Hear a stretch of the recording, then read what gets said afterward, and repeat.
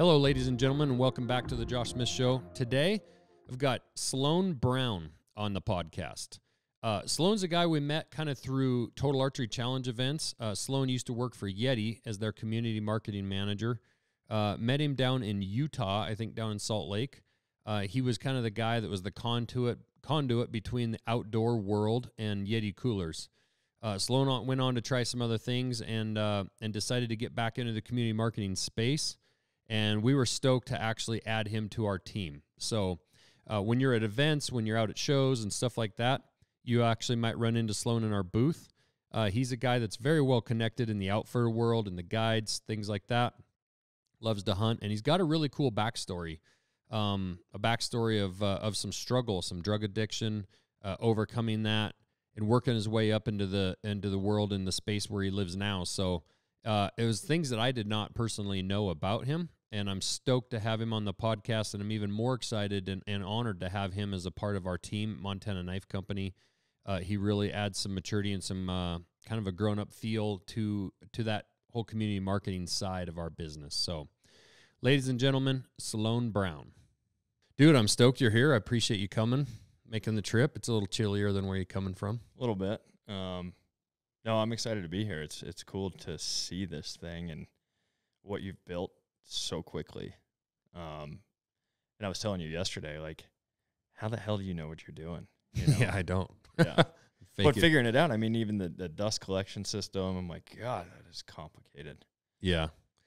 Yeah, it's been a wild ride. It's honestly, it's just like figuring out which fire's hottest at the moment and trying to figure out how to put that out. And every single day, it's just a small step. You know, it's it really is cool as far as like you know, you always hear people say, or I've said it to my kids, and it's like, well, you just take baby steps. It's one step at a time. You just, you know, and it really truly has been that of just, you know, started out with just trying to make prototypes, and, you know, then it was like trying to figure out how to get a website, and it's just like literally the next most important thing, you know, and we're trying to grow up a little bit from the standpoint of that's hard to be sustainable and grow and scale when you're operating like that, you know, when you're not forward thinking and planning months ahead. You're actually just figuring out like what caught on fire this morning. Yeah.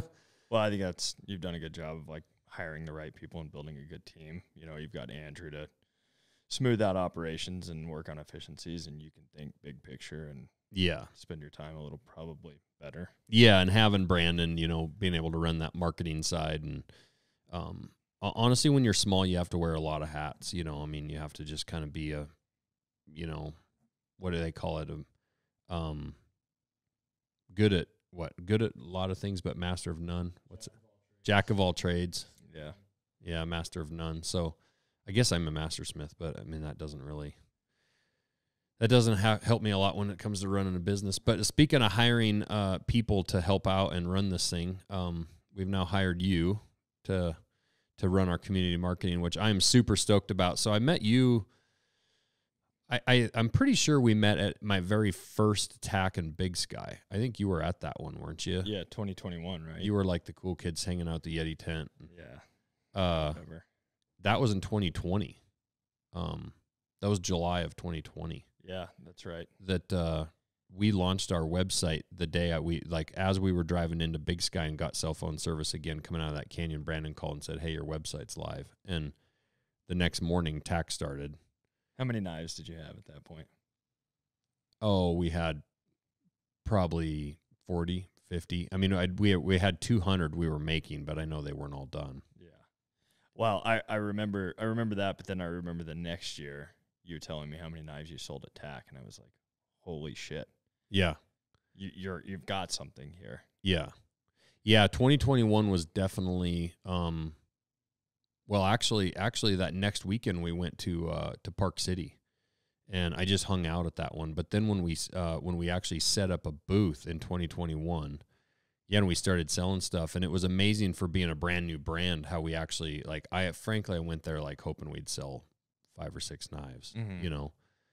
And that's kind of when we definitely thought, like, we definitely kind of do have something. But a ton of that was, like, letting people know who we are. And yeah, I'm curious, like, how many people that came in the booth knew about you? Nobody. Yeah. Yeah, not in 2021. I mean, nobody, because really we didn't like fire up and get going until January of 2021, because that's when I'd quit my job. Yeah. And that was really when Brandon and I were like, okay, it's serious. We got to go. So then TAC of 2021, which I saw you, at Park City, and I think you were probably at Big Skye too. Yeah. But I remember at Park City, well, that was the year that all the tents blew off the mountain. Yeah. Yeah, we were having the house party. At Yeah. the Yeti house party. And Yeah, Sloane had a party going on, and again, like, people got to realize, like, I came into this as just a huge fan of all these different brands. Like, I was just a regular dude working as a lineman, and, being introduced to Sitka Gear guys or Yeti guys or Matthews or PSE or whatever the brand was, Black Rifle Coffee. Like, I was just a consumer and a regular dude. So, meeting all the people behind those brands was a cool experience. It was weird. Like, I definitely, and I even still don't necessarily put myself obviously on their level, especially at the scale they're at. But like, we definitely in 2021, I didn't consider ourselves like an outdoor brand. We were just trying to become one. mm-hmm. I think we're getting there more now. But, yeah, so Sloane had a party after TAC in the evening, kind of hosted a Yeti party at a house. And we're in there and having a few beers and just people hanging out, and it's just great time. And all of a sudden, Donnie Drake walked up to me. Donnie's super nice. He was one of the first guys at 2020 TAC in Big Skye. The very first time I ever shot a course, we just kind of walked up behind him, and he was like, "Oh, join our group." And he was just so nice. Yeah. He's a good dude. Yeah. Donnie walked up to me, and he's like kind of sheepishly looking at me. He's like, "Hey, Josh, your booth is gone." I was like, what do you mean? What do you mean my booth's gone? Because I didn't even know it was raining. Like, we're in the house. It was loud. it was like a little micro storm, like really powerful though. He's like, "No, it's Josh, it's gone." And I'm like, "What do you mean gone?" He's like, "Off the mountain. Like, there was a storm up there, and like everybody's booths are destroyed, but yours is gone." And I was like, "Damn." Well, that sucks. Welcome to the industry. Yeah. And then I was like, "All right, well, I mean, let's have a beer. I mean, what are you going to do?" Like, and I just laughed it off. And he told me later, he's like, "I can't believe, like, you didn't get upset. You didn't, like," I'm like, "Well, what was I going to do? Like, Mother Nature, she's a cruel bitch. She does not care. She doesn't screw around." Yeah. No. She doesn't care about your feelings. No. So, sure enough, what had happened, they got a microburst up there, and as it was, I think Brady Cervantes and a couple people, some of the Rocky Mountain elk tent was across from us. Brady was holding on to our booth by one leg, with one leg of the booth, and it was like trying to carry him away like he was like Mary Poppins. God. Yeah, I think there was a couple other booths that got destroyed there too. I think maybe there was an apparel brand, Mountain Ops, an apparel brand. I think lost a ton of their gear too. Yeah, there were I think a couple booths that like they never did actually really find. Did you ever find yours? Yeah. So what had actually happened, like when Donnie had seen it, they had like crumpled all ours up down in a pile, and they drug it into the Rocky Mountain tent. And then they drug a bunch of our like tubs of our stuff just over into their tent, because their tent somehow somewhat survived it. I mean, they were. So you didn't lose any product or anything? No. It actually broke, like busted one of the legs, and actually I had a forge there set up kind of as a prop. I did a demo there, but I actually forged like a little piece to fix the leg, and we made it work. I mean, we were back up and running the next morning, but Donnie wasn't wrong. Like, our booth wasn't necessarily gone, but like a lot of booths were gone. Some of them just, those brands packed up and left. Yeah, I feel like that's happened to Mountain Ops several times. I think it happened in San Antonio too. I heard about. Really? Yeah. And Sean does a good job, like really bolting those things down and concrete on the corners. Yeah. Yeah. Well, the booths that really, so we were down at base, kind of the base camp, right at where the gondola takes people up and stuff, and the kind of the main stage and all that area. But at Park City, for people that haven't been there, you ride this gondola up to the top of the mountain, and then you shoot your way down. Well, when you get to the top of the mountain, they have another bunch of booths up there in like the practice range, and those booths are at the top of the mountain. Mm-hmm. And that's where, like Sean said, he was up there with a couple of his employees, and it was like full on hurricane. Those were some of the booths that never got found. Force winds. Yeah. But you made it through. Yeah, we did. But you were when I met you, you were kind of doing the community marketing stuff for Yeti. Yep.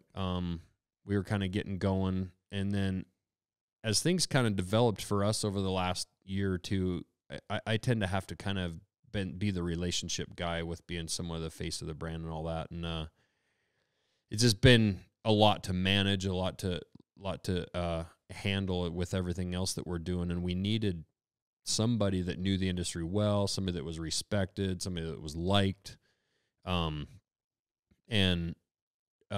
When, you had kind of stepped away from Yeti, and I want to ask you about that, but when Sloane became kind of somewhat available again, as far as like you looking to kind of get back into the outdoor space, I think I actually heard originally from Donnie Wilson. I think you'd talked to Donnie, and Donnie was like, "Hey, dude, Sloane's like looking to get back in," and that was like a no-brainer, and it was really stars aligned for us, because like a year ago we wouldn't have been able to hire somebody in that position, but man, things are meant to be. And so gave you a call and we chatted about it. And for people that aren't familiar with Sloane, he's just one of those guys that everybody likes, everybody respects. You just seem to have an ability to get along with all walks of life, and it's kind of a cool personality trait that I think fits really well with us. And so so we hired Sloane to kind of do community. So can you explain kind of what community marketing is? Yeah.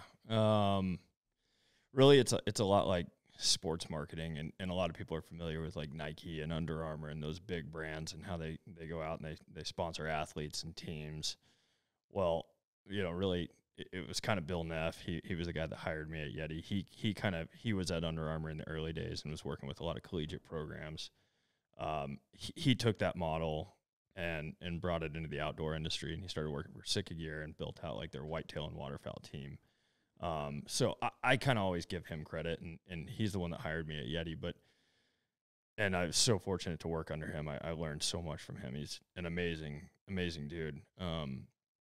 But it's kind of like high level, like, looking at the larger outdoor industry, the hunting industry specifically, and knowing who's relevant, knowing where the energy is, and kind of creatively and cost effectively plugging the Montana Knife brand into those areas of energy, and being able to shift it and highlight people, and just know what's going on, the ins and the outs, and how to work with people, sponsor, support, feature, that sort of thing. And really, like, all community marketing is you're the connective tissue from the brand to the people, to the consumers. And it's kind of like, it's a customer service type of job. Like, you're just servicing these people, checking in with them, making sure they have the product, making sure they're, stoked on your stuff, and also like getting feedback and delivering that to the product team so that they know, what to do and what not to do. Well, it's a big job. I mean, it's people, you start to look at how many shows are out there, how many outdoor events are out there, hunting and fishing and waterfowl type related activities, banquets, all these different things that are going on throughout the industry. And it's just impossible, for like an owner of a brand like with me to kind of be everywhere. Yeah. And really, frankly, it's impossible for even like one community marketing manager. I mean, we're small, so we have you, right? But like, these big brands have community marketing people throughout individual spaces within their fields. Yeah, when I got hired at Yeti, they were really expanding that team. And when I came on, I think there was 4 at the time. There was outdoor, which was big and broad, but that's more like recreational outdoor, like ski, snowboard, hike, raft. Then there was Ben O'Brien on the hunt. Then we had a fishing guy. Actually, I guess there was 5. And then there was a ranch and rodeo, and then barbecue and beer. And they expanded that team in 2018. And they hired like 4 specialists. I was one of those, and I was hunting was my vertical. Not barbecue and beer? No, I wish. No, that one's of all those, that sounds like the one that's like the... Yeah, and oddly enough, that one's run by a girl, an attractive girl. Yeah, she's killer. That's awesome. Yeah, everybody loves her. But yeah, it was really cool to be a part of that. And I got hired on in 2018. Obviously, the Yeti brand was huge at that time, but I got to see them go through an IPO and go public, and how that kind of changes things. And sometimes for the better, sometimes for the worse. But I did 4 years there, learned a ton, and my network grew like crazy, which is really like that's my value and that's my currency in this space. So, yeah, I mean, for us, for a brand like us to be able to bring in and plug in a piece, it's like an expansion team in the NFL that's been around for 2 years, and then all of a sudden, they're able to bring in like a coach that's won Super Bowls or been to the top and seen it. And, we're kind of rookies, and having the ability to be able to bounce questions off you about a lot of different things within the industry, not just community marketing per se, but just the idea of how to grow as a brand, how to grow up. It's already been awesome, and it's just been a few weeks of working together. And actually, Sloane's here because we kind of brought him here to show him the new building that we're kind of in the process of moving into here, and kind of get you all on board with kind of what we're doing and really understand. I mean, I think also to become good at what you have to do for us, you have to understand the ins and outs of what makes a good knife, just as you would have, I guess, with the coolers with Yeti and and I'm not super technical gear guy, but I've had your knives. You sent me some early on, and I've heard enough people talk about them that I'm like, in order to be really effective in this job, one, you have to know the brand inside and out. You have to know what's important. You have to know kind of the ethos of the brand and everything behind it. But then you got to know the product, and the product's got to be able to stand up on its own. Yeah. And when I look at what Montana Knife has done really well, it's two things. One, it's a bomber product. Like it's undeniable. You know what you're doing. You're a master bladesmith, and you've applied that to your product. But two, it's you and your personality, and people are obviously really drawn to that. It's a really kind of cool, authentic, kind of underdog story, but it's the American dream too. Yeah. Like you're doing it all in America. You're doing it right here in Montana, which is really badass. People love that. Yeah. And I think those two things are really what has put MKC on the map. But well, and we hit it timing wise. Really, this part was on accident. I think we hit it also a time in the country, when we launched like straight into COVID. When I first introduced some prototypes of my knives at Winter Strong out at Bert Soren's, it was the first weekend in February of 2020, and flying out there, COVID was just like kind of being rumored and talked about, but like Americans were somewhat ignoring it, and including myself. It's like, whatever, By the end of that weekend, and by just over like 4 or 5 day time period, and like flying home, it was becoming a thing. And a week later, it was like everywhere. Yeah. And that was really like one of those deals of like, man, is this the right time to start a business? Because, a month later, we were in full shutdown, heading into March and April. It was, the world's coming down, the economy's going to crash. Like, it's just, everything's going to be terrible. And, what was that like? I guess I hadn't even really thought about that. You launched and right in into COVID. Yeah, when we launched our website in July and went to that TAC, we weren't sure that TAC, we weren't sure actually that TAC at Big Skye wasn't going to get like canceled, like even in the middle of it. I mean, if you remember, everyone was wearing masks. It was like the only event really happening. I got pulled off of, I was at the Total Archery Challenge in Colorado, and I'd some kind of like weaseled my way into it. Yeti was pretty tight on travel for us, and I was there, I think the first day, and we were all good. And then I got the email saying like, hey, pull back. Like, we can't be there. We can't have you out there. And so you probably weren't at the Big Skye. I don't think I was at Big Skye in 20. So I would have met you in 21 then. Yeah. Because that Big Skye one was really weird. And it was a bummer because my first experience at Attack, I had heard about, the parties at night and all the festivities. And that was like, you show up, you go up the lift, and you shoot the course, and you come down, and kind of everybody kind of left. And we had a great time, but it was my first experience with it, so I thought it was awesome.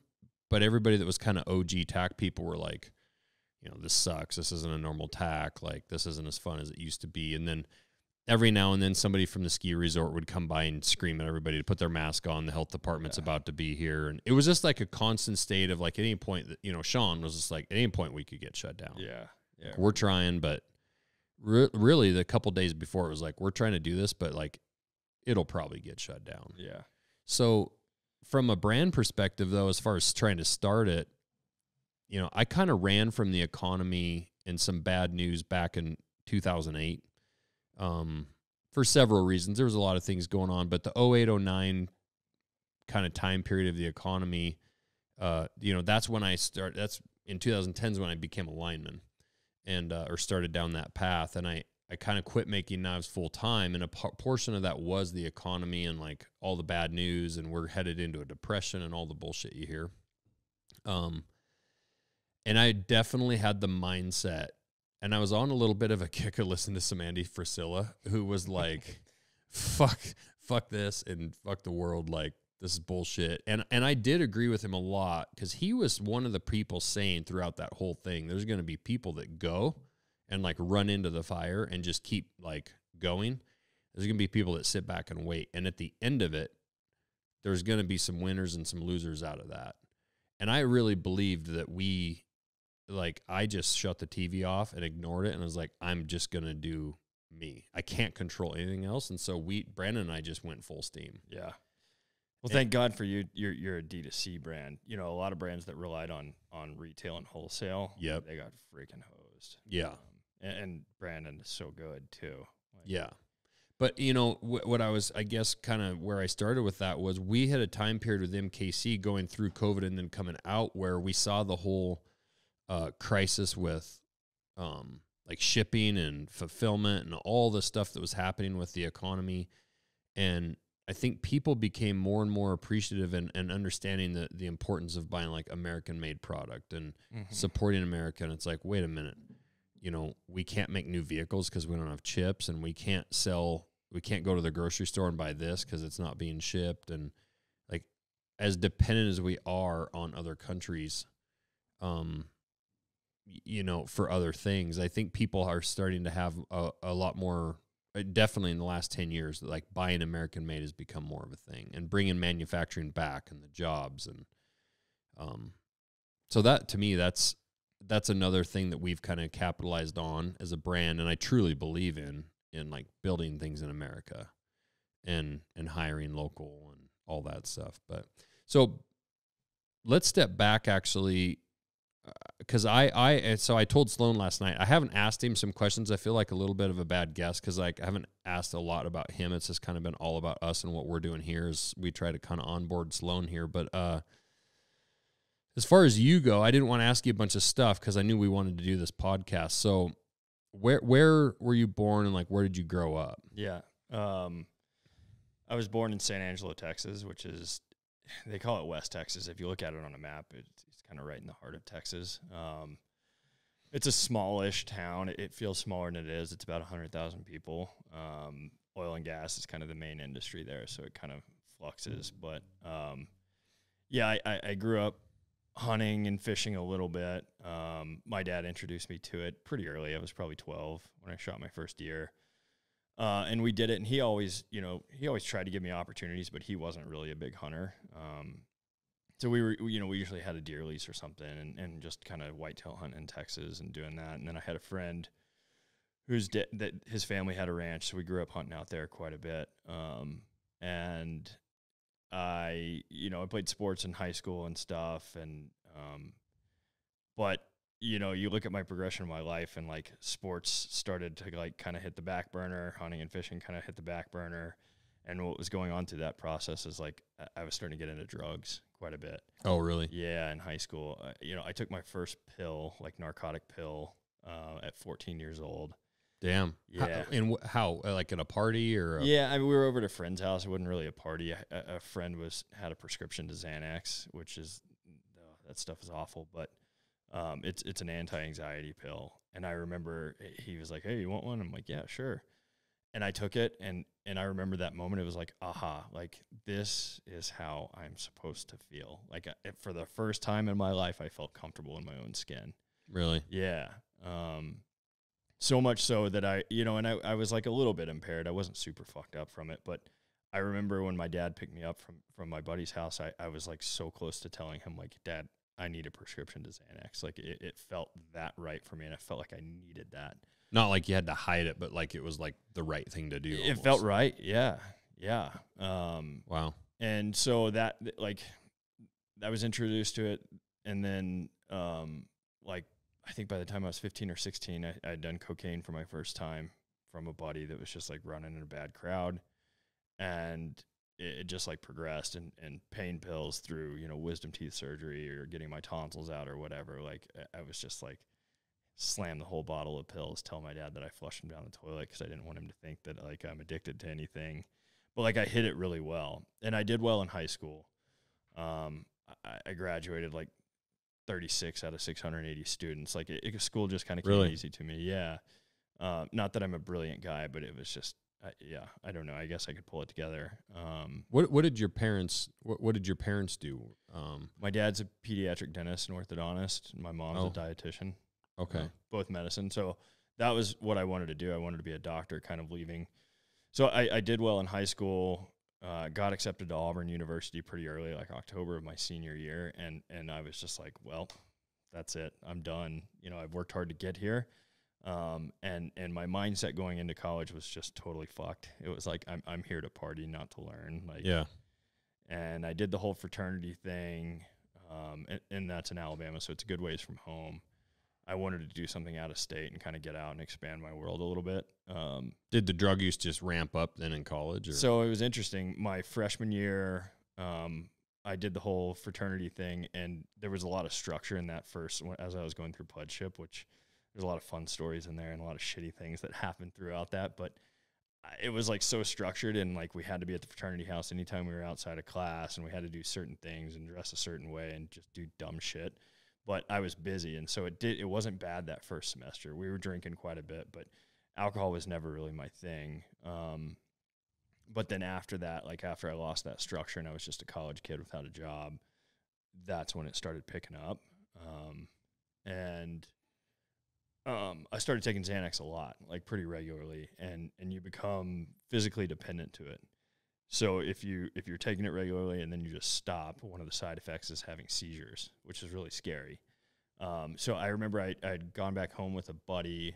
I think it was my sophomore year of college, to do a deer hunting trip. And we went back home, and I just didn't buy enough pills, and I had been taking them a lot before that. And it was like a quick weekend trip, and didn't take anything through the weekend. And I remember I started feeling weird. Like you can kind of feel it when it's coming on. Your brain gets real foggy. And we were driving back to the airport to fly back to college, and I was driving in my dad's car. It was me and my buddy, and I had a seizure on the way to the airport as I was driving. He was able to like get over to the emergency brake, pull the e-brake, and get us stopped. We didn't wreck or anything, and I came to in an ambulance, and like paramedics are like yelling at me, and I'm like, what the fuck is going on? Like, really? Had no idea what happened. And I knew what it was from. Like I knew it was Xanax withdrawals. And I don't know if my dad did or not, but I told him like somehow like the neurologist was in the room and everything, and they were like, you know, you could lose your driver's license from this, and you have to go 6 months without having another one. And I somehow spun it as like it was sleep deprivation because we were waking up early and staying up late and hunting and doing that. And I knew I had a problem at that point. Got back to school, right back to it. Like just when you're a drug addict, you really don't have the choice. Like they say, you've lost the choice. You know, you're just automatically going to say yes to it. And you said it makes you feel relaxed, like calm. Yeah, you're like no worries, not a care in the world. You're laid back. When you pair, but you're totally functional. Like you're loose, very loose. Slurred speech. Okay. Memory is horrible, and then you mix that if you take Xanax and have a beer, like blackout. Really? You may be like fine, and you can get around people, probably be like, oh, he's a little drunk, but you just have zero recollection of what happened. It's scary. Like there's a gap in my life of like 2 years, 3 years where I'm like, I don't remember shit. And I think I still to this day have some like long-term memory issues. Yeah. From it. And we'll see what happens long-term with that. But it just progressed. And then I started getting into Oxycontin real bad, and like freebase and Oxycontin. And I don't know if you've ever seen any of the documentaries like Oxycontin Express or Dope Sick was another recent I haven't, one. no. Oh, you ought to watch. You ought to watch Dope Sick. It's powerful documentary. It's about the pharmaceutical companies that manufactured Oxycontin and all the shit that they did to like get it to market, and the way they marketed it. It's really fucked up. But the whole FDA, the whole drug, the the whole thing with the drug stuff with Rogan talks about all the time with like, yeah, did we're one of like 2 countries that allow drug companies to buy ads on television, but like 90% of the ads are drug ads. Yeah, they're the only ones that can afford it. It's insane. Yeah, it's really bad. Did I hear what? Oh, Brigham Bueller on Rogan. I probably did. It's Ways to Well. He started a company. Oh, yeah. His brother, same story. His brother, he lost his. And Brigham used to be a sales rep for pharmaceutical companies, so he's really been on the inside of it. Yep. But he's a super cool guy. I would highly recommend that podcast to anybody. Yeah. But anyways, like a lot of Xanax, a lot of OxyContin, like the use just like picked up, and I was like freebasing it off of tinfoil, and I'm like upper middle class kid. Never. What's freebasing? You put. I'm as drug dumb because I've never even smoked like pot. Wow. Good like for you. And it's not even that I like I have lots of buddies that have done it, do it, whatever. I've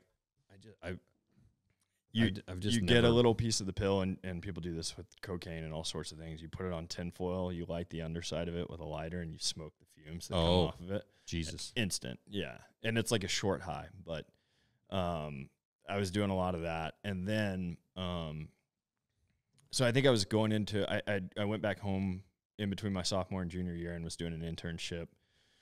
And was just. And what were you majoring in? At this point, I'd switched. I'm like, I don't want to be a doctor anymore. I hate chemistry. So Seems like being a doctor would be an awesome way to get the meds you need. Yeah. I'm really glad that didn't happen. Yeah. I don't think there's any way I would have made it through. So you switched to what? Econometrics or econ. Okay. And a poli-sci minor. And I thought maybe I wanted to go to law school. I don't know. I had an econ class. And I'm like, I like this. It feels right. So I'm going to do it. But I really didn't give a shit about school. I tell people all the time I majored in substance abuse. That was really, that was really where my passion lied. PhD. Yeah. So I went back home for an internship and was like not doing well. I was a total piece of shit through the internship, was leaving to go grab drugs and just not getting anything done, not learning anything. And word kind of got around my crew, and I have an older brother. He's 18 months older than me, a grade above me. And I was like definitely closer to his group of friends than the kids my age, but they knew I was not doing well. And so I finished the internship, got back to school, and was about to start school again. And in Alabama, 1,500 miles away from home, my dad and my brother showed up at my apartment at like 7 a.m. one morning. And I'm like, what are you guys doing here? And they're like, this is an intervention, like you're either cut off or you're going to treatment. Like, we know how bad it is. And obviously I'm just a spoiled little kid. And so I'm like, oh, I can't live without money and without help. So yeah, I'll go to treatment. And so I went, and the whole time I'm like, yeah, they're like telling me I have to quit everything, no booze, all of it, cut it. And I was like, nah, I think I was 20 years old, 19 or 20 years old at the time. Right. I'm like, I'm not going to stop drinking. I never had a problem with alcohol. Right. I just got tied up in this pill thing, and I need to quit that. I can control this one. Yeah. Yeah. And so I did 45 days there. And when I was getting out, my dad came to pick me up, and he was like in the doctor's office, like signing me out or whatever. And he had brought my truck, and he had his briefcase in the back. And I turned around and looked in the back seat, and his briefcase was kind of open, and I saw a pill bottle sitting there. And my grandmother had just had surgery, and he filled her prescription of pain pills for her, and it's just like sitting there in the back seat. I'm still inside the rehab. I reach down, pop a couple pills, and I've relapsed before I've even left the rehab center. Damn. Yeah. Shitty deal. I think just total oversight. When was the first time you told him that you had done that? Like years later, did you? Yeah, quite a few years later. Yeah. I mean, he's pretty hard on himself. He was a really bad enabler through the whole thing, but, obviously it's a little bit of oversight, and probably he shouldn't have had those, but like. Yeah, ultimately it's personal responsibility. It's on you, but. Yeah. So I went back home for a little bit and was just like using and kind of hiding it, and convinced my parents that I was good enough to go back to school. So I go back. And during that time, that was when like, I guess like the FDA was cracking down on OxyContin, and it was getting really bad. And so they pulled it off the market, or changed the chemical composition or something. They made it like less abusable. So it was hard to get, and it got really expensive. And I think I was back home visiting maybe like the following summer, and I was at my buddy's house, like fiending for dope, and this girl came over, and she was actually the girl that I kissed, like my very first kiss in junior high. And she was like, "Hey, you should try this heroin." And she shot me up for the first time, which never in a million years did I ever think that I would be an IV heroin addict. Like, no fucking way. Yeah. And here I am with a needle in my arm. And it was just like off to the stupid races from there. It got really bad. I was over at my heroin dealer's house like a few weeks later getting heroin from them, and they're in like the hood of San Angelo, like old Mexican couple. And I asked them, and I had already taken some Xanax that day because I had to have it, otherwise I'd have seizures at that point. And I asked them if I could shoot up in their house, and they're like, "Yeah, whatever, do it." And I did too big of a shot of heroin and OD'd and flatlined, like bam, hit the kitchen floor in the hood. And of course, they just want you the hell out of there. They want me out of there, yeah. And so they literally, I'm blue, I'm not breathing. They dragged me out to the street corner and call 911. Thank God they called 911. And I was like, I don't know, 3 or 4 blocks from the hospital. The ambulance got there. And they hit me with Narcan, which reverses the effects of opiate overdose. And I came to in the ICU with my family, like standing over me crying. And that was the first time, like I knew all along, I'm like, this is bad for myself. I'm killing myself. But that was the first moment where I was like, I'm killing my family too. Yeah. And it was awful. Like my chest was fucking so sore from them doing chest compressions and CPR. My back was all scraped up from where they drugged me out through the asphalt. And then I had a nurse in my room because it was considered a suicide attempt. So I was on like suicide watch. And by no means was I suicidal at the time. Right. I was just trying to get high. But so second summer in a row, back in rehab, exact same place. And at that time I was like, I know I have a problem. Like I'm here. I'm listening to what you're saying. I want to get sober. And I got out and was living in a sober house nearby in Central Texas in the Hill Country. And it was just like, man, I couldn't find a job. And I just didn't have any purpose at that time in my life. And I was like working through the steps to, the 12-step program and trying to figure it out. But like I was unhappy. I just like didn't find a groove. I didn't have a good community around me. And I ended up relapsing, failing a drug test, getting kicked out of the sober house. And I told my dad I got kicked out because I got in a fight. He believed it because he kind of believed everything that I said. And so I was like, I just need to get away from it all for a little bit. And so I moved up to my family. They have a ranch up in the panhandle of Texas. So I moved up there and worked just thinking that like I can just get away from it and be removed from it and I'll be all right. And so I went up there to kind of finish out the school year and was working, and I was still getting high and smoking weed and running to whatever town I could to go score drugs and just not very happy. And so I tried to go back to school to finish up. I think I had like a year and a half left at that point, and got back to school, and it was just like horrible. Like I had really good friends at the time still standing by my side, still trying to keep me sober. And I was just like, fuck all these guys. Like they're cramping my style. Like I started getting resentful at them for trying to help me out, and it was just miserable. And I ended up in like this little shitty studio apartment with like a handful of classes left, and I'm taking like 12 Xanax bars at once, which is like, that would put anybody out for like a week. Like really a lot. And I was driving to Atlanta to score heroin from the Bluff, which is like a really, really bad neighborhood, probably one of the worst in the world. Just like crazy stories. Like one time I was driving back from Atlanta and I was high as a kite and like nodding off, and like kind of swerving, and somebody called me in. They're like, this guy's drunk or something. And so I get pulled over. I'm like, holy shit, I'm getting pulled over, and I just gotten a bunch of heroin. And so I grab it and swallow it. And the cop's like, hey, I've got reports of you swerving. Like, you okay? And I'm like, yeah, I just finished finals. Like, I'm tired. He's like, why don't you pull off at the next rest stop and get some coffee? I'm like, okay. And he like followed me off, and I stopped at a gas station, went to the bathroom, puked, grabbed the bag of heroin, got high again, like back, and just like insanity like that. Yeah.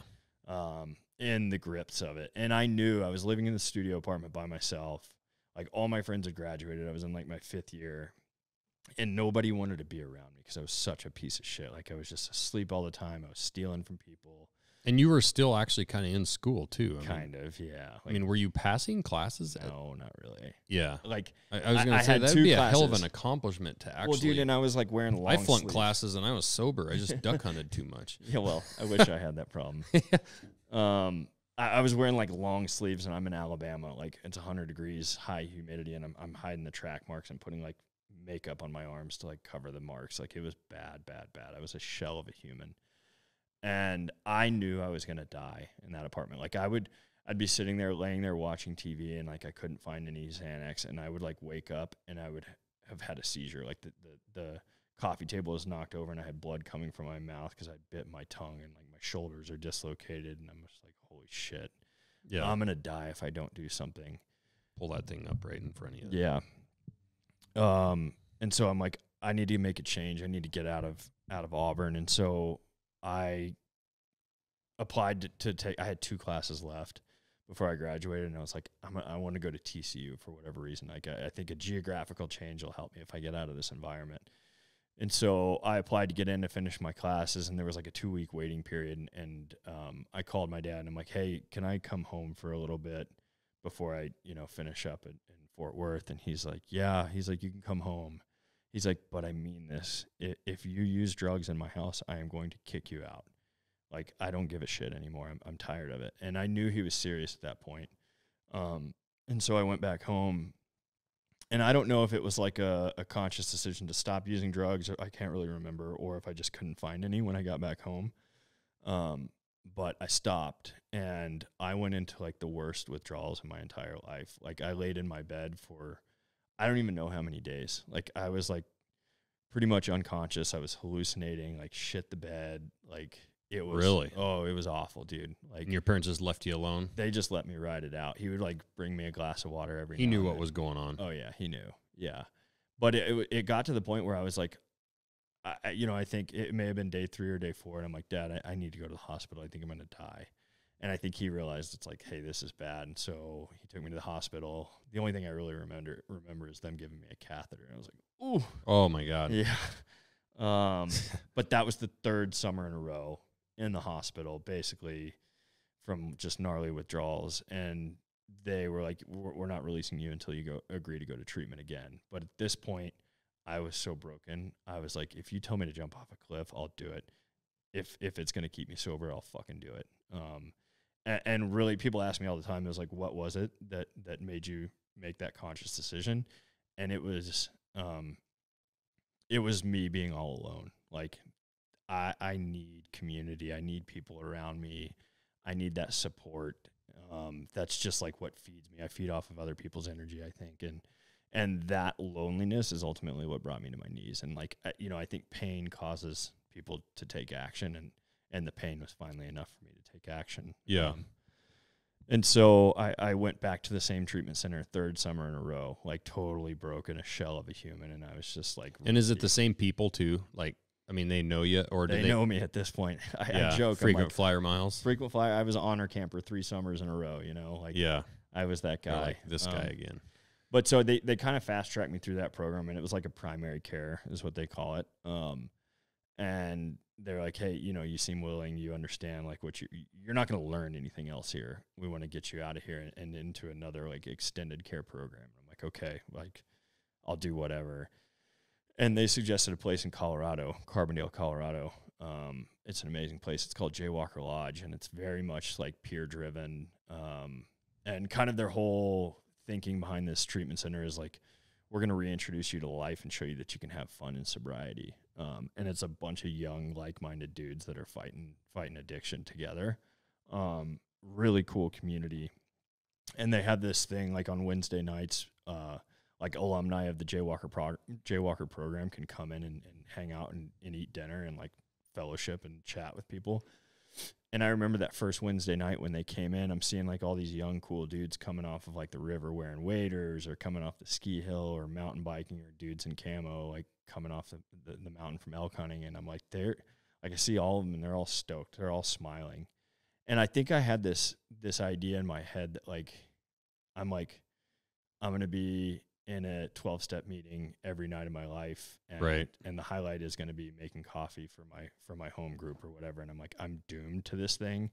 But then when I saw those dudes coming in, the light bulb came on. I'm like, these guys are killing it, like having actual genuine fun in life, and they're sober. And it was like, that was like, I can do this. And so I latched onto a community there, and really, like, hunting and fishing had just not been a part of my life, but like I dove back in fully into the outdoors through that kind of program. And I was fly fishing every day, skiing every day we could, really got into elk hunting a bunch out there. And it was kind of before YouTube was much of a thing. So we got our asses kicked for like 3 years in a row without seeing any elk on public land. And that was like a huge component of my sobriety, and like the reason that it kind of clicked for me and made sense is like the community aspect is huge, but then the outdoors and hunting and fishing is like, that's what really fired me up. And so I took a job just because I was like so hungry and eager to prove to people that I was serious this time, because I had just let them down so many times. I took a job at a burger joint as a busboy, like straight out of this program, just to be like, I just want a job. I want to show them that I'm serious. And it was up on the ski hill, and it was like an hour and a half commute to get to work because it was in the middle of the ski hill. I had to take a bus there and get my stuff, ski down, ski up, ski back down to the burger shack, change, and then clock in. So I did that for a little while, and then kind of bounced around hospitality jobs. I worked at a detox for a little while, and that was really tough, like bringing in alcoholics off the streets, and worked at some treatment centers. And then I started working as a valet for a 5-star hotel in the wintertime, and it's a really nice bougie hotel. A lot of rich people go there, and that was fun. And then they had this, they had a fly shop, like an adventure center, that they would turn over in the summertime and open up to guests and do guided fly fishing trips and jeep tours. And so the guy that was running that left, and I applied for that job and took that job. And so I started running this adventure center program, like, and guiding a lot of fly fishing trips then. And so I was a guide for 3 years. Fly fishing guiding it's interesting. It's definitely more of, you're not actually really guiding, you're kind of hand holding and untangling knots, but it was fun because I was tying outside. Flies on and keeping people out of the weeds. So I did that, and then but you're on the river. I mean, you were on the river outside every day. Yeah, on a raft every day. Yeah, rowing a bunch. It was fun. It was a lot of fun. And then I got an opportunity. There's a company there in Carbondale called Backbone Media. They're a PR and media agency. And I knew about them, and I knew they worked with some really good brands. And they posted a job opening on Facebook, and I had like 4 different people, totally unrelated, be like, hey, you should apply for this job. You'd be really good at it. None of these people knew each other. So I'm like, there's 4 different people telling me I should apply. Like, I'm going to check this out. And so I applied. And they were kind of like in this transitionary period where they had one client that was kind of like phasing out, and they were shopping a new client, which was Sick Gear.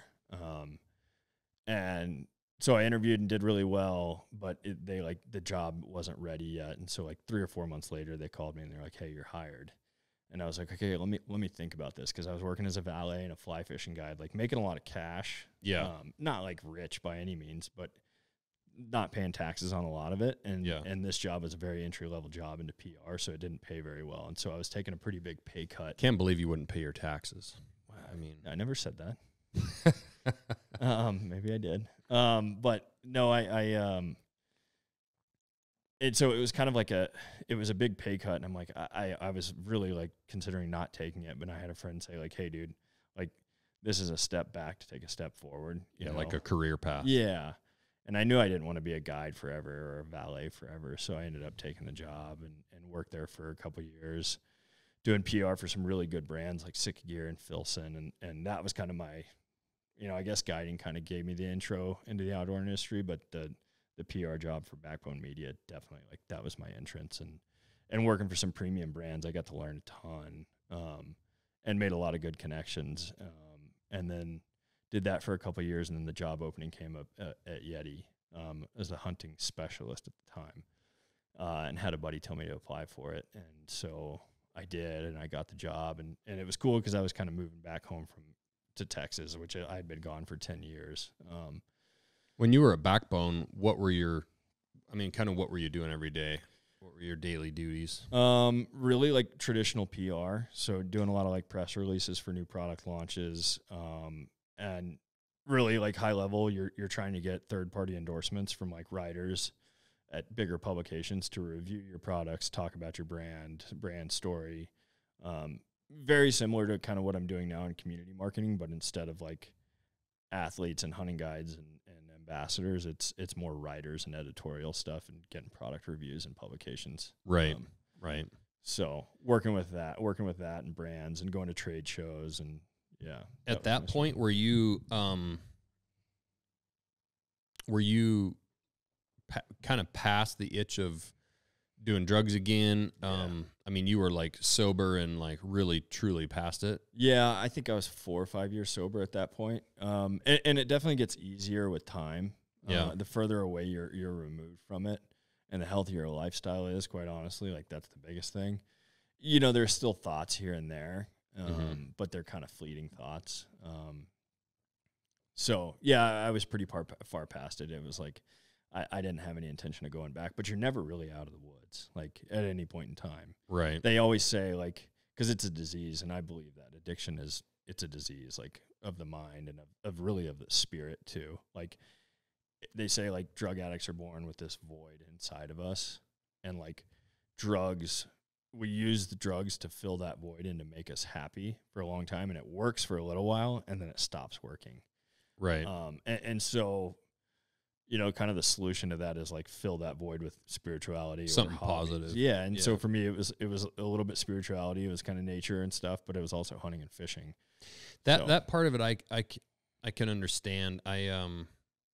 You know, my grandfather on my dad's side was a really bad alcoholic, and I think part of the reason, like, I never really drank in high school, and it was probably twofold. One,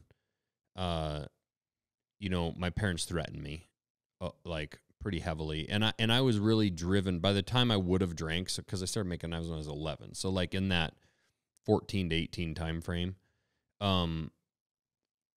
I was really on like a mission to become like a really, really good knife maker. And I was, you know, I had a shop at my house and everything. And so my parents would always threaten me with that. Like, you get caught at a party or you get caught drinking or doing whatever you shouldn't be doing. You know, my dad, and I knew he was serious. I don't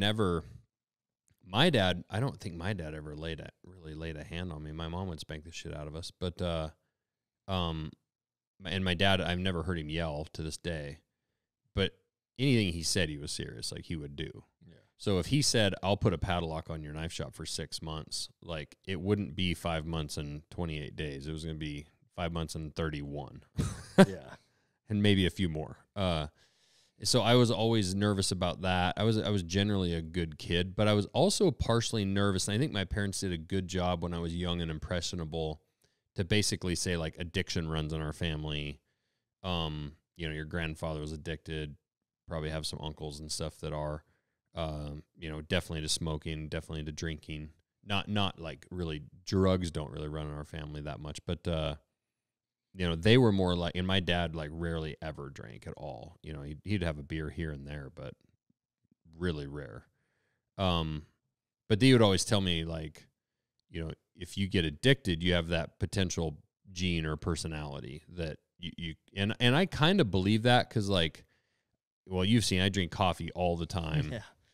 When I get on like sunflower seeds, for example, like I'll eat sunflower seeds like crazy for months. Like I went on kicks when I was making knives full time where, you know, I feel like I've gotten addicted to things, not from that, like a drug sense, obviously, like they don't have the mental part of it, but like, yeah, I get on kicks. Yep. And I really get on something. And so I definitely feel like, I would potentially be that kind of person that could like dive into something and like dive all the way and not, you know, so. Yeah. And it doesn't really matter like what it is. Like you can kind of classify drugs as anything. Like coffee could be a drug, and it's like, well, yeah, technically it kind of is. Yeah, a little bit. It just doesn't have the such bad consequences. Whatever makes you feel good or like taste good. Yep. Some people are addicted to McDonald's burgers, like, and sugar, and yeah, it's a very real thing. Yeah. Yeah, it like lights up that reward center in your brain. Yeah. You know. And I'll be honest with you, that feeling of that void or that like I'm a people person, and I say this, and actually this conversation makes me understand maybe a little bit more of like the thing I enjoy the absolute most about what I'm doing today is the people part. Yep. Like, I could see, you know, like of all things that I would want to like give up and pass off to somebody else in this company, the stuff that I'm having you do, I actually enjoy the most, but I can't do it all. Mm-hmm. And you know, you have to have help. Like, even if you enjoy it the most, like you can't do it by yourself. Yeah. You got to know when to like pass things on that even you maybe like doing. Because there's maybe other things that I don't enjoy as much, but are actually probably more important for me to be doing. Yeah. You know, like figuring out how to build a folder and develop and design more knives. Like that portion I really like as well. Well, and you got to manage the people here. You got to manage the business side too. Yeah. And I have 4 kids. I can't necessarily be on the road. You know, I can't go do 40 shows in a year, the 20 shows in a year, or whatever, you know, events per se. So I have to be a family guy and be home for 6 more years, you know. Yeah. But that portion of like, I think that portion of that feeling of a void or whatever, like that, I can definitely relate to that from the standpoint of that portion I really enjoy. And I can see how you could potentially replace like that drug addiction, the way it makes you feel, with surrounding yourself and being involved with like really good people and experiences. Yeah. Yeah. You know, I when I was and I think it was one of the better jobs that you could have, but when I was a lineman, you had some camaraderie. I think it's somewhat as close as you can be to the military in the civilian side, as far as just going to a job. Cause like linemen are a really tight knit group. You give each other shit. You really do truly, your lives do depend on each other being competent and trusting what a guy can say and stuff. But like the going to a day job and punching a clock just at a desk, and for some giant corporation, as important as those jobs are, there's a certain people that need more like fulfillment from like feedback from other humans, you know? Yeah. 100%. Yeah. And it's funny. I got to see it again too. Like Yeti was such a big part of my life and it was so fulfilling for me on so many levels.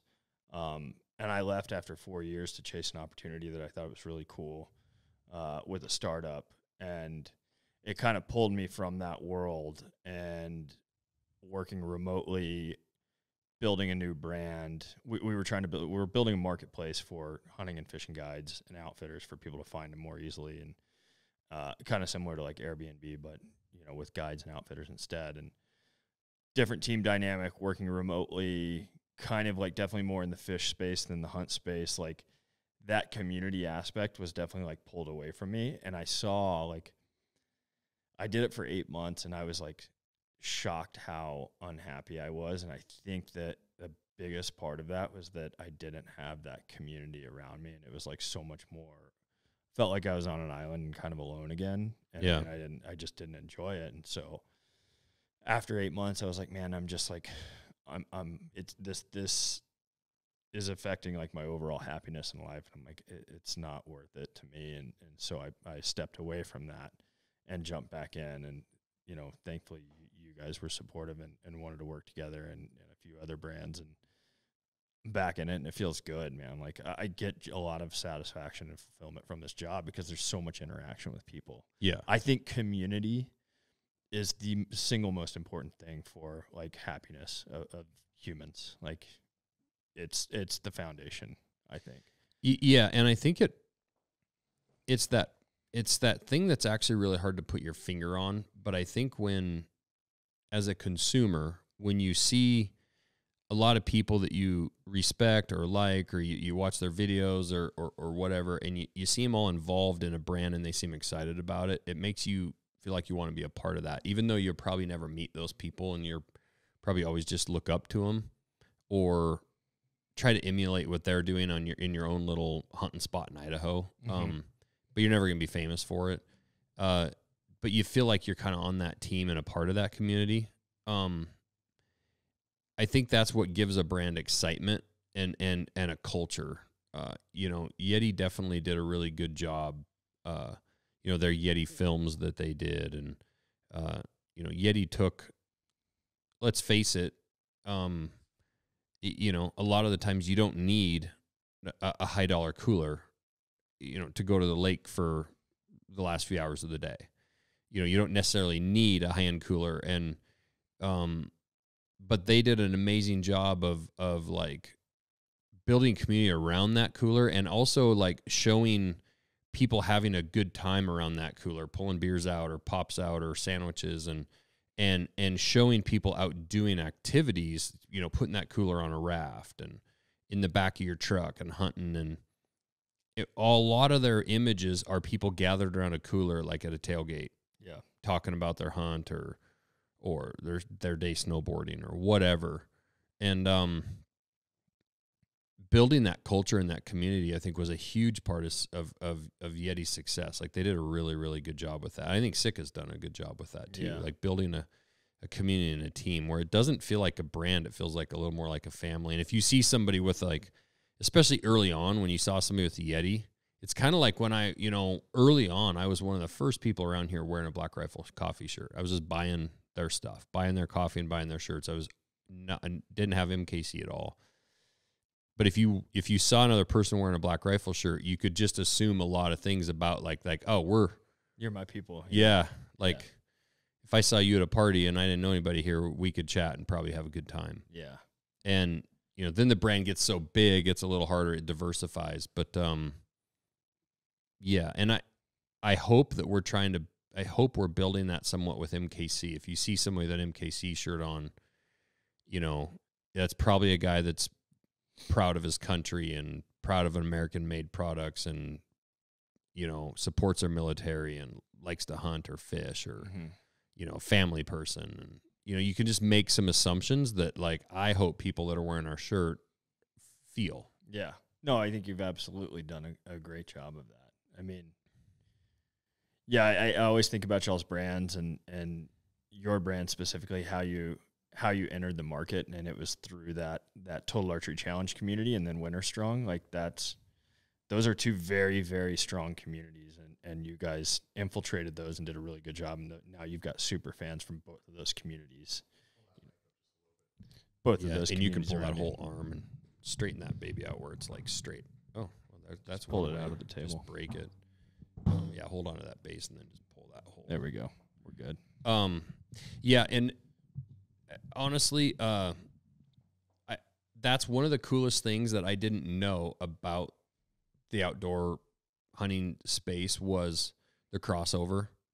One of the coolest things about TAC, frankly, those parties like you were throwing, you'd go to a Yeti party, but there would be people there from, Sika or Matthews or Hoyt or whatever. Like, there were brands there that were even competing against each other, but ultimately these giant brands just have regular people doing jobs in them. Yeah. And they're actually really, really good people, and they live where they live, and this person works for this brand in this state, and this one works in this state, but they're actually really very similar people, believe in similar things. They just working for kind of competing brands, but like in the evening they're having a beer together. Mm-hmm. And it's a competition. They're trying to fight for, getting everybody to shoot their bow or wear their gear. But, the people behind the brands and how much crossover, whether it was, Leupold or Eberly stock or, Sika or whatever, it reminded me actually a lot of like the knife community when I was growing up going to knife shows. The only reason I got so good so fast was because people were willing to share. And after a knife show, for 2 decades, when I was doing knife shows heavy, we'd always be in like the hotel bar or one of the people's like motel rooms. I asked her to bring that in, so she doesn't. I told her she could make noise. I asked her to bring my wife some water bottles in. So she's a sweetheart. She is. But we would gather at those places, and there was a lot of camaraderie, even though it was kind of all quote-unquote competitors. You had that community aspect. And I was really excited to see that in the hunting space. I know there's drama, and I know there's people that, don't like each other, but that's every space. But by and large, there's just a ton of really good people behind those brands. It's an awesome industry to be a part of. Yeah. Yeah, I don't know. I don't know what it is. It's that like hunter-gatherer mindset that we all kind of share, and we're all passionate about one thing, and that common bond is it's awesome. It's awesome to be a part of. It's a small industry too, you know, when you really get into it. Like everybody knows each other, and you know, it's same thing in the knife world. Like if you screw a customer over, you don't you know, do what you say you're going to do. Like the knife world will find out really fast, you know. And that was also amazing to kind of see in that industry, as big as these brands appear to be. And they are big. There's several hundred employees. But generally at these brands, there's 1 or 2 or 4 or 5 employees tops at like all these same events. Yeah. And so you get to know like all these big brands really well, and it's really interesting. A lot of people think, I notice even some of the comments, like they thought we like brought you on and like hired you away from Yeti. And they didn't know that you had actually, you know, because it is interesting. Like I keep going back to the knife world. We'd go to a knife show in October, and then the next time we'd see each other at a show would be like May. Yeah. Well, a lot of shit can happen in 7 months. And like between tax season and stuff, I think a lot of people didn't necessarily know that you had stepped away and done the outfitter.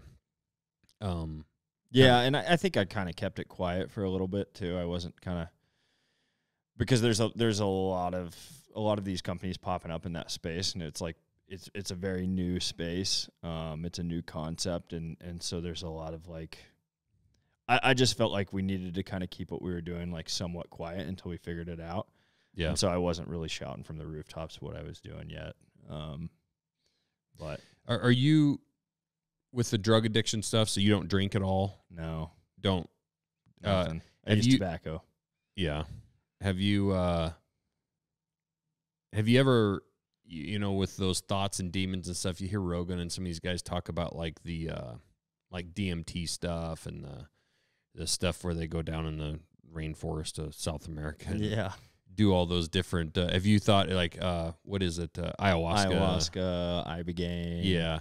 I've never done any of those.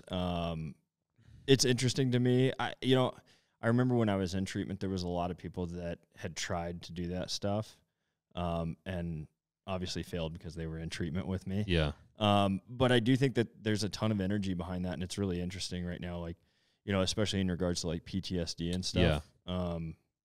It seems like the research that I'm seeing and hearing is like there's some power behind that stuff, and you know, I think it kind of like changes your perspective a little bit. So I've never done them personally, but it's interesting to me. You know, I'm kind of at the point where I'm like, it's not calling kind of good to go. Yeah. Well, yeah, not entirely, but yeah, I think for somebody that's like in the moment of crisis and like needs something like that could be something to entertain. But at this point, I'm like, I kind of know what I need to do, and I just don't want to. Right. I just don't feel the need to do it. Right. Yeah. The definitely in the PTSD world with soldiers and stuff. I know like Mike Clancy, you know, he's done it several times, and you know, a lot of those people that are fighting off some of the demons that like none of us that are civilians can understand. You know, the drug addiction's one thing to get past, but I can't imagine the demons that some of those guys, like, you can never fully get past that kind of stuff. Yeah. Well, the thing about it too is like, I don't think there's a magical pill for it, or, you know, a potion or a psychedelic that's going to fix you.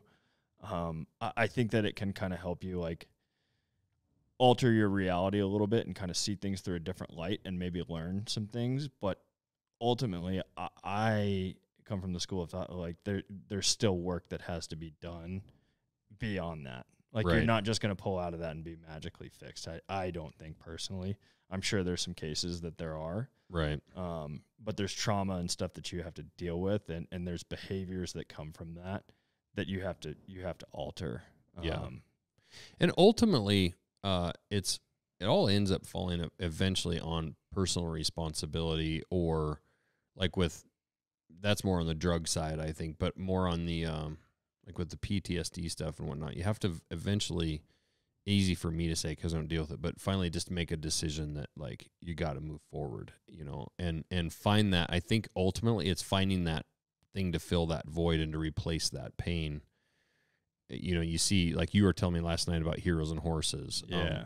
Whether it's training horses or, you know, there's a lot of different veteran groups taking veterans hunting and, you know, the outdoor space. We did a forging deal with veterans in 2021 where, you know, brought them in and taught them how to forge knives. And a lot of times, like, just going out at night and firing up a forge and beating on hot steel for an hour. Yeah, it's something. Like golf. I mean, whatever. A purpose or a passion or something that drives you and motivates you, I think is really, really important.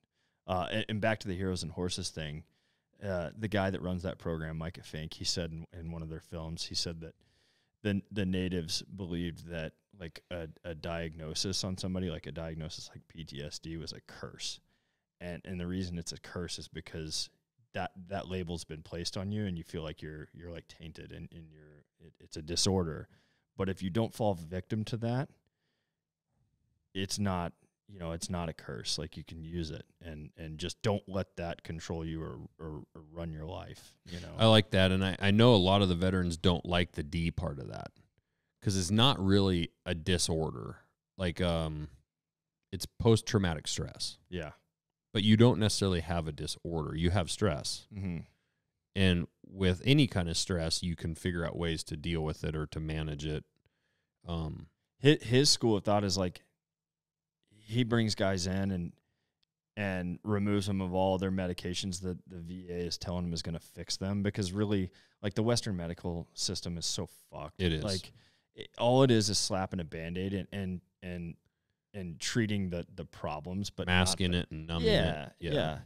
And so he really like is a big proponent of like sitting with that and like battling it and working through that rather than numbing it. Henry, what's their Heroes and Horses, like what's their website name? Because you were telling me about it. You said Micah, he's from Montana. He lives here now. He's originally, I think, New York or PA. heroesandhorses.org, it looks like. Yeah. We supported them at Yeti. They're really, really cool organization. I believe they're making an impact on veterans' lives versus like you see it so much in the hunting industry where brands or TV shows or personalities will take a veteran out once and right, take them hunting and like, you know, but everybody feels good in that moment. But really the real winners from that is the person hosting them. Yeah. The veteran still has to go back home to his double wide trailer and he's slamming Monster Energies and tons of pills from the VA. Like, so yeah, in debt and doesn't have a job or struggling living below the poverty line. Yeah. Yeah. What you know, kind of to the hunting side of it, what's your favorite hunt? What is your favorite animal to hunt or that's a wildlife? Tough one. That's a tough one. Because I'm sure I'm sure at Yeti, you know, hopefully down the road we get to send you on lots of hunts and do lots of stuff, but we got a lot of other building stuff to do, but I'm sure you got to go on some cool hunts there. I did. To answer your question, my favorite, it's hard to beat archery elk season because it's so interactive and being in the mountains like that, I love that. But I don't know. I really enjoy whitetail hunting too. Yeah. Tree stand or? I'm a tree stand guy. Yeah. I really like, my favorite thing to do is like find a big old mature buck, figure out where he's living, what he's doing, and kind of play that chess match with him and target that one deer. I love that. But being horseback in the mountains, like I'm just looking at that picture on Heroes and Horses and I'm like, yeah, I love that. I love being on a horse in the backcountry. We did that 2 seasons ago. We went, some of the Black Rifle guys, Tier, Trevor Thompson, Lacey, Mike Clancy, we went into the backcountry in Idaho, into the Selway. And we flew a tiny little plane in. It was actually kind of wild because the weather got bad, and we were supposed to fly in like 7 a.m., right at daylight.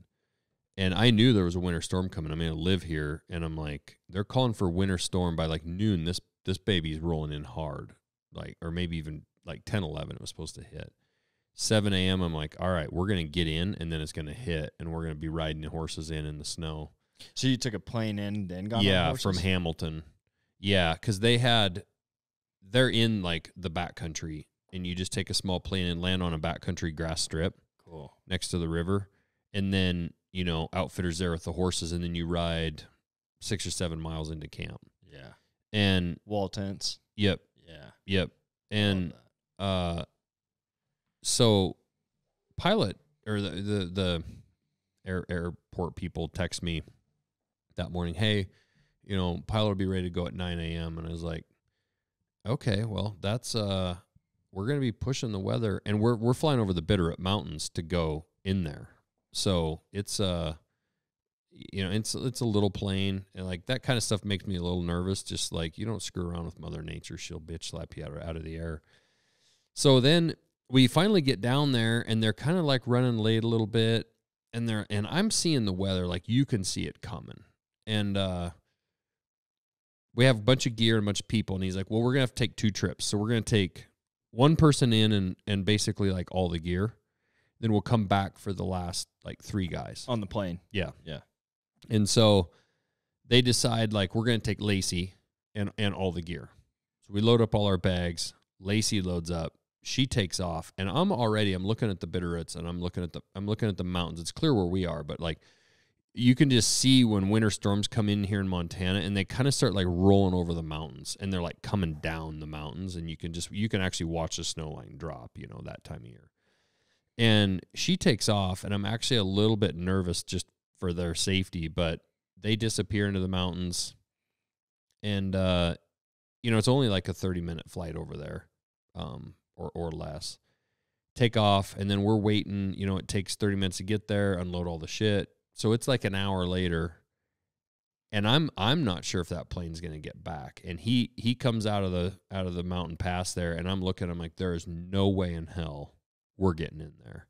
And I'm starting to have this internal debate of like, am I going to be that guy, that like bitch that says I'm not getting on that plane? But like, it's a bunch of dudes, and they're badass military, veteran dudes, and I'm just soft little freaking.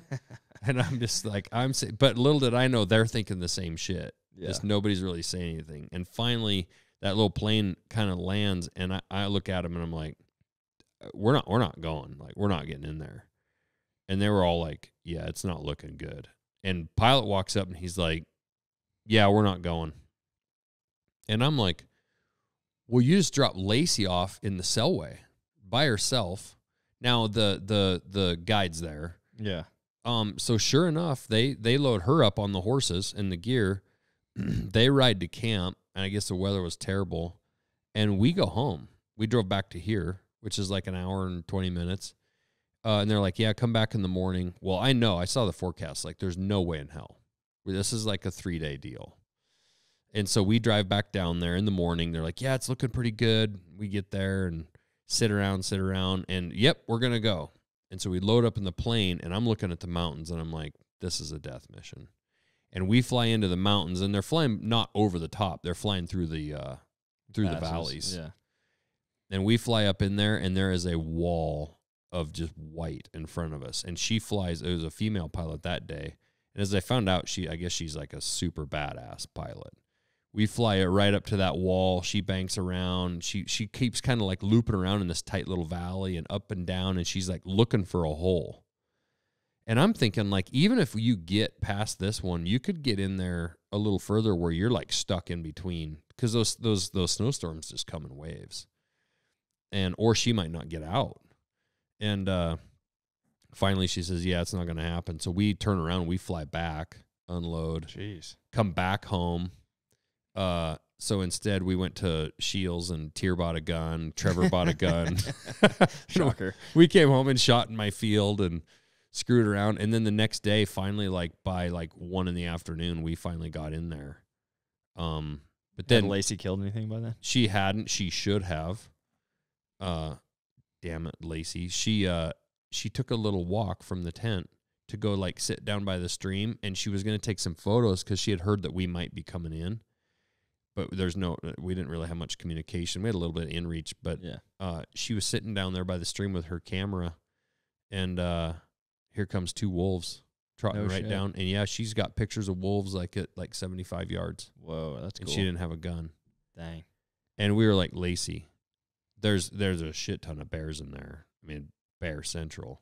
We're like, if you leave the tent, you got to take your gun with you. Yeah. From a self-defense standpoint. Plus, she was so bummed. She would have had at least one wolf. Dang. Beautiful wolves. But, yeah, right. You can use your elk tag on a wolf, right? No, you can buy separate tags. Yeah. She had wolf tags. Yeah, we all had bear tags, wolf tags, and elk. It's actually like, can't believe we didn't actually end up seeing any bears. I mean, you see bear shit everywhere. Grizz. Black bear. Yeah. Yeah. But we took horses into camp, and that was a long story. Tier actually wrote an article about it. I think it's in Free Range American right now. It was kind of actually a shit show of a Was camp, this last season? 2 seasons ago. Nice. Yeah. Anybody kill anything? Trevor killed a small bull. Nice. That country back there is brutal. Really Steep as hell. Yeah, like actually like some of it's just like super cliffy where you're not getting anywhere. But Tier and Clancy, I'm gonna have to have them on at some point together, and we'll have to talk about it because they did a hike from absolute hell to get to some elk, and Clancy shot a bull up there. But yeah, it was a pretty epic trip. It was fun. It's cool. Just, I mean, success or no success, being in the backcountry like that and being on horseback and being in camp. Yeah, it's like we had a great time in camp around the fire. Yeah. There's just something different, like no cell phone coverage. I mean, obviously inReaches have kind of ruined that a little bit, and obviously there's advantages to that. But it's nice to be able to say hi to your wife, see how things are, but you're not really, you're not sitting there communicating like you do, and you're not looking at Instagram and all that other shit. And yeah, I love hunting camps. I always want to know, and I've wanted to do this for a long time, is like take somebody and do like a random controlled study where you're doing like blood samples and everything throughout the year, and then send them on like a grueling backcountry hunting trip like that, and kind of like do a bunch of tests and see what that does to you, like physiologically, like your blood levels, your mental health, like everything once you come out. Like it's gotta be, the people to test would be the guides.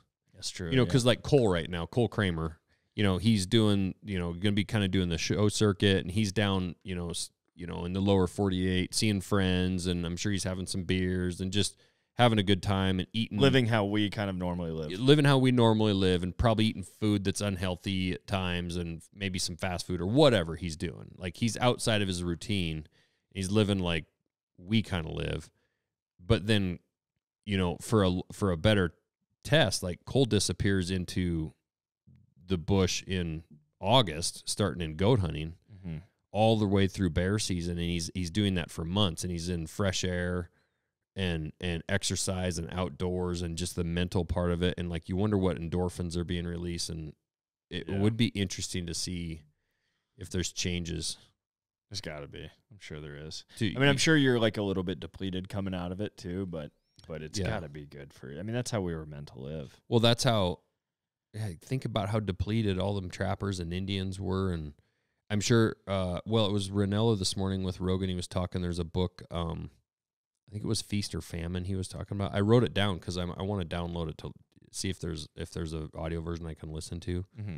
But they were talking about just what it would have been like back then. And Joe said that, and Ranella said, well, there's a couple books about it, but that one Feast or Famine, and it makes sense where you're talking about like at times there's more food than you can possibly eat. Yeah, and you have to eat it because it's expiring. There's not refrigerators But then there's probably months and months. Like if you watch the television show Alone, and I always think to myself, even the people that do well are still starving to death at the end. Yeah, like they're still. And if you figured that if they actually started that, say, in like September, and those guys that are winning are going, a couple months. Yeah. Well, or maybe 3 tops. Well, now you're just into December. Well, you got January, February, March, April. You're just getting into winter. Yeah. Can you imagine what it was like for those trappers? And the Indians, and it makes sense why the Indians would have, migrated and tried to move, obviously. Yeah. Just the migration would, and I don't know a lot about what they did, but like where I grew up in Lincoln, 100 miles east of here, it's like 10 degrees colder every day. Well, that doesn't sound like much, but ultimately on the front end and the back end, that makes a huge difference in like fall and spring. And winter up there, like when we're melting snow barely, if it's 43 here and it's melting, and it's 32 there and it's not doing nothing, and they still got 2 feet of snow. Yeah. And 1st of March, we're like broke and the grass is getting green, and up there it's still winter. Yeah. It would make sense why they would work their way maybe 80 or 100 miles to cut down on winter for 2 months, you know. Yeah. Yeah, it's crazy.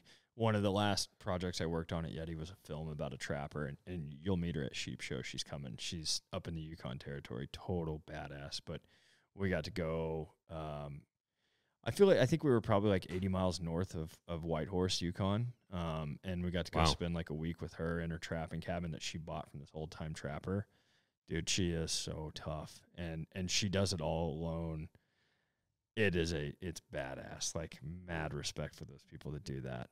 That's strapping wolves, wolverines. That's about as close as it gets right there to anybody on the planet really living like they did 200 years ago. Yeah. No, it's cool. I mean, and she's got a really badass cabin that she's kind of built a little bit, but the guy that had the trap line before her, he'd spent a lot of time, and it's comfortable in the cabin, but when you're out there, man, it was like negative 46 when we were there, and it was wild.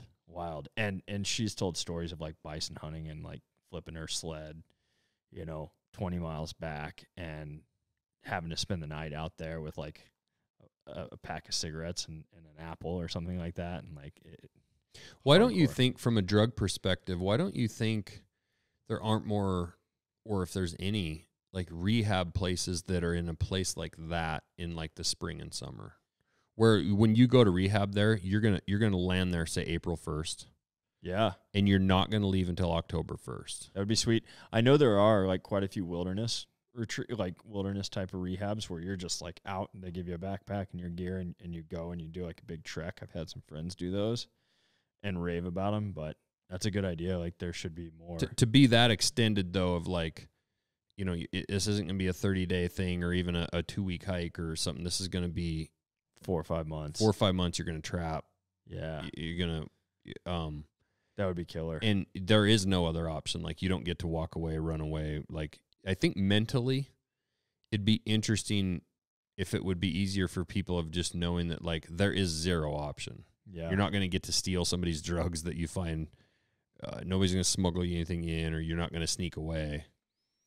And also the fresh air and the nature part of it, how that would potentially, especially for so many people that never experience that at all. Like, at least you experienced some of that when you were a kid growing up doing a little hunting with your dad. But like, I look at these kids that grow up in apartments in these big cities, and man, I feel for them. Like, when I was on that TV show Forged in Fire, it was shot in the Bronx, and I'd go for a walk every night, and like there was a restaurant, it's probably 10 blocks away. I'd walk to it, but then I'd walk like all over in the Bronx, and maybe it was dumb, but like I just wanted to like immerse myself in it and see what it was really like, because it's so much different than how I grew up. Can't be good for you, man. Like, lack of sunlight, like everything's concrete, everything's paved. Even the playgrounds I saw were like complete dirt. No one had put any money into them. Like, I felt terrible for the kids. There was no green grass. Yeah.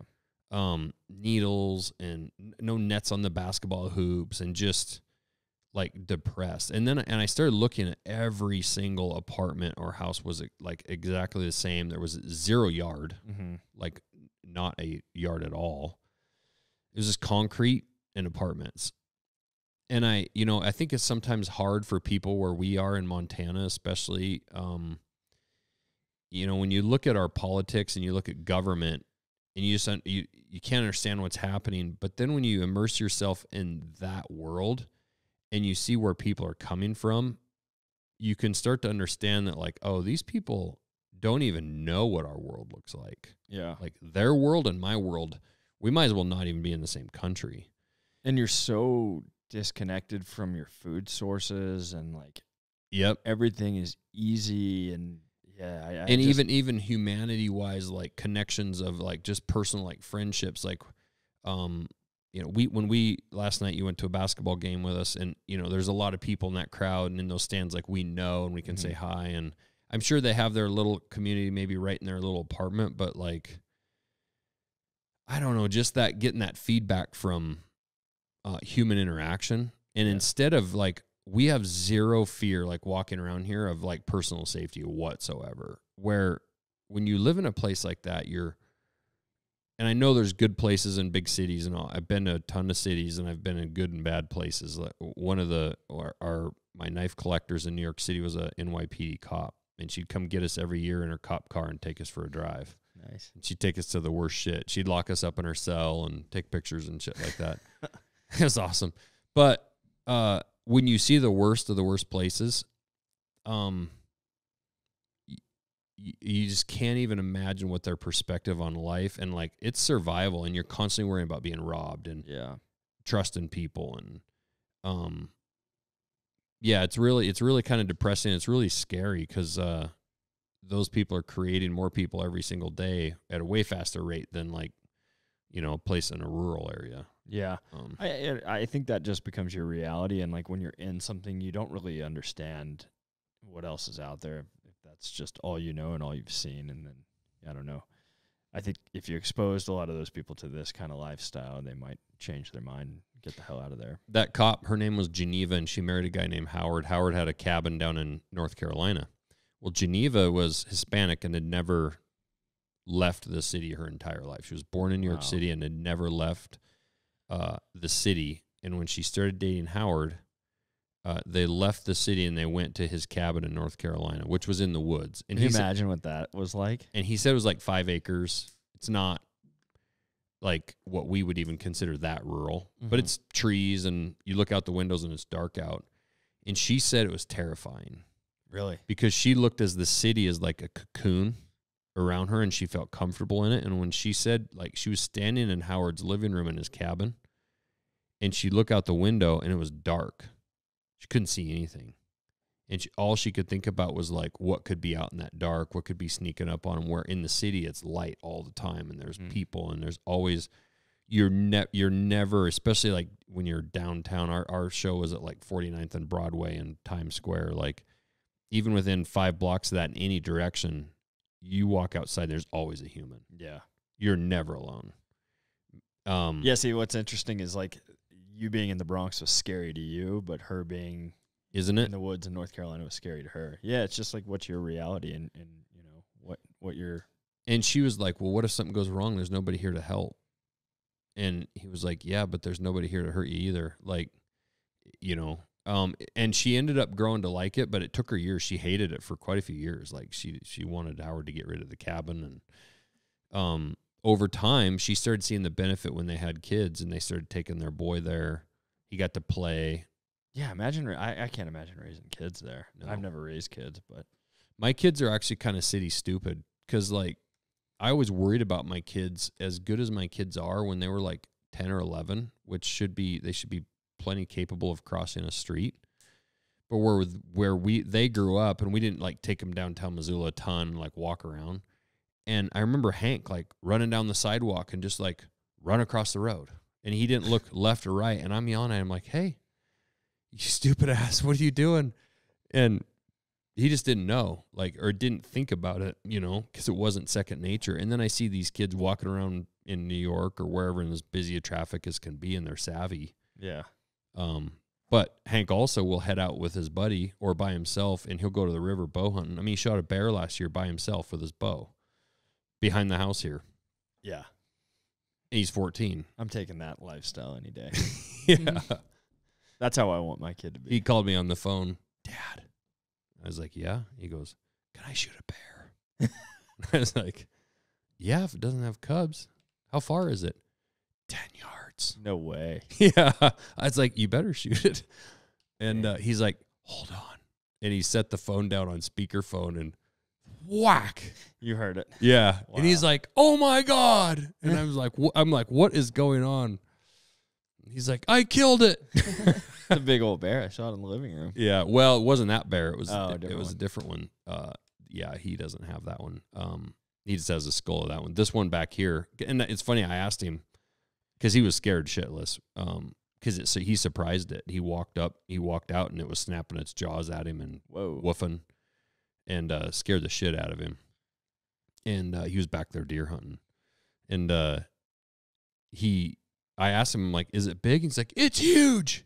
And I think he just, like, in his mind, it was a bear, and that thing might as well have been as big as the wall. Yeah.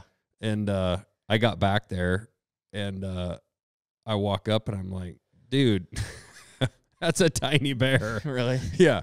And it was actually, I thought it was super young, like young, 2 or 3 year old bear, or like a 3-year-old. And it was interesting when we like skinned it all out and we got the skull back. She was ancient. Really? Yeah. I'll show you the skull in the house. Is it sitting by the living room table? Yeah. Yeah. I think I saw it back There's there. 2 skulls there. Yeah. The small one. Yeah. She's an old female that probably wasn't going to, like, the game warden was like, yeah, she's probably at the end. Cool. And we were talking, wouldn't it be interesting to see what that bear has seen? Oh God. Because I can't remember what he said age-wise. It was like 15 or something, like 16. Like, she was an old bear, and she was missing some teeth, and her teeth were all ground down. And, like, just, you were talking about people in survival. Imagine that bear in survival, and yeah, been chased by dogs and fought other bears, and how many babies did she raise? Yeah. Yeah. I killed my first bear 2 years ago, and it was awesome. I went with my buddy Josh Boyd up in northern Montana, and he's big on fall black bears, and he's like super dialed and finds like he calls them the huckleberry bears, the bears that are just foraging on the berries. Yep. Oh my gosh, dude. Tastes so good. Yeah. I killed a 6-year-old bear last day. I wanted to kill her with my bow, but he was like, dude, you're not going to be able to get in. They're just moving so much at that time, just consuming. And I ended up shooting it with a rifle, but that was a really, really cool hunt. And she had so much fat on her, and I rendered it all down and cooked with it. That's cool. Yeah, that's really cool. What do you do with your bear meat? Because I still have mine, and I actually just took. We made pretty much all sausage out of it. Yeah. We kept some steaks out of the first one just to try them. Some roasts. How was it? It was good. Yeah. It was fine. It wasn't bad at all. It was actually better than I thought it would be. But honestly, I'm surprised we haven't made bear sausage for you yet. When you're here, but that breakfast sausage is so good. And Hank's, this last one was such a small bear. We just put it all into sausage. Yeah. And everybody likes it, and it's really good. I'd like to learn the rendering thing. I've seen people do that. We didn't take Hank's first bear. I really didn't know much about that. And when he shot that bear, that was the one that had an ungodly amount of fat on it. I mean, I could not believe it. Hank's bear this year did not. She was not prepared for winter. Well, what Josh told me was that the old timers, trappers and stuff way back in the day, they used to shoot deer and elk for the hides, and they would shoot bear for the sustenance. Okay. Because of fats. Like I think when you look at it, you were talking about alone earlier. Like that's what normally knocks people out is their lack of fat in their diet. Like they can kill a moose and they've got plenty of protein, but the fat. Like I think we. Well, that dude, who's that dude? He killed a moose, but that Wolverine stole his fat. And Jordan, right? Jordan, Jonas. Hobo Jordan on Instagram. Yeah. He's cool. He actually lives, I think, just down in the Bitterroot now. Oh, does he? Yeah, because I think he's running some like survival classes. He is. I honestly like. That's one of the TV shows that I think is as legit as can be. Like those guys, because like. We all kind of think, I mean, I think of myself as fairly capable, and I've got some friends, and they're like, I'd do fine on that. And I tend to, like, ego-wise probably think, like, oh, I'd do all right.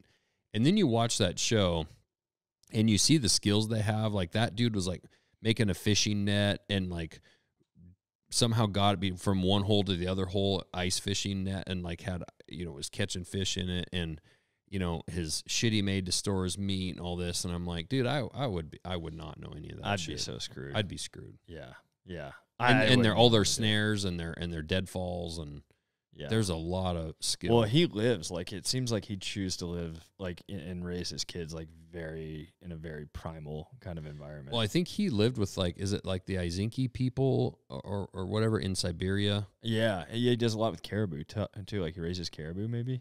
Well, with those people, they I think they even like, I can't remember if they used caribou or if they herded caribou or whatever, but like over there, yeah, they were doing a ton with caribou. I think like using them kind of like they were stock. Yeah, that's cool. But the knowledge that guy has, like I wish I had a little more time. Like I'd love to take a couple of my kids or something and go through one of his courses for like 10 days. Yeah.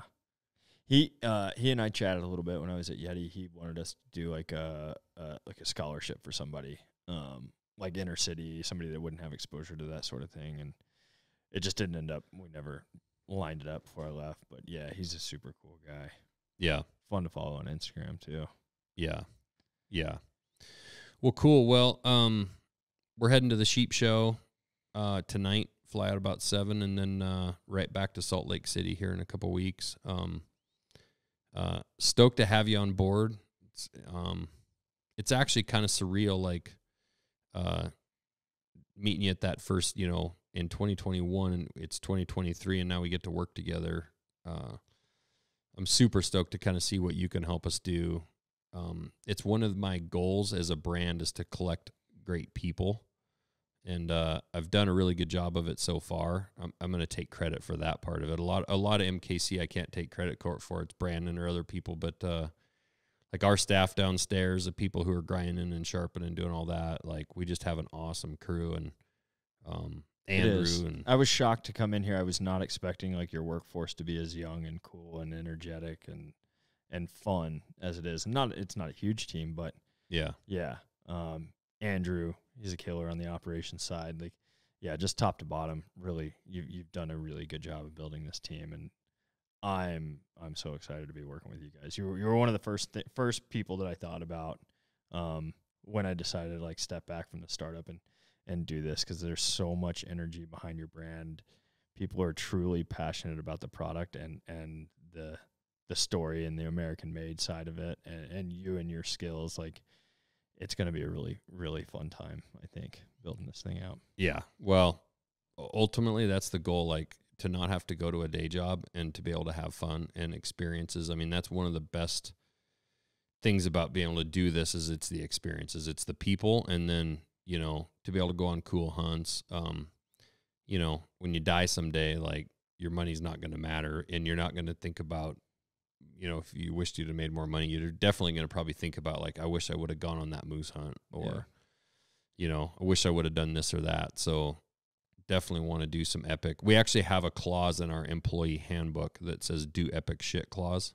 Nice. And we put that in there because we have paid vacation, but I don't want, to your point, we have all these young kids downstairs that are working, and I don't want them to feel like they're working in a prison and they can't do cool shit. Yeah. And I worked at a place that you had to like figure out what vacation days you're going to use. And it was like, well, if I go to all my kids' basketball games and all this stuff, and we go on a family, camping trip, I'm only going to have 3 days to hunt, or I can't go do that because of this. And I told them, I said, their paid vacation is for, taking off and going to the lake on a Friday or for doing whatever. But like, if they want to book a hunt in Canada, or they want to go ski in Europe, or they want to do whatever, like, we're going to make that happen. I want them to do that stuff. Like, it might not be paid vacation, but it's not like I'm going to say like, well, you can't go because you're out of vacation. I want people that work with us to have, because I think that makes for more interesting employees to share their stories as well. So when people follow our brand,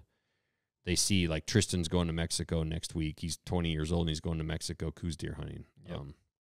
That's what we want our people doing. Yeah. Yeah. Well, you're building it, dude. You all right. it. I appreciate it. All right. Thanks, Josh. Yeah, we'll get you. I'm sure we'll get you back on here again when we get you up here. So catch you next time. All right, buddy.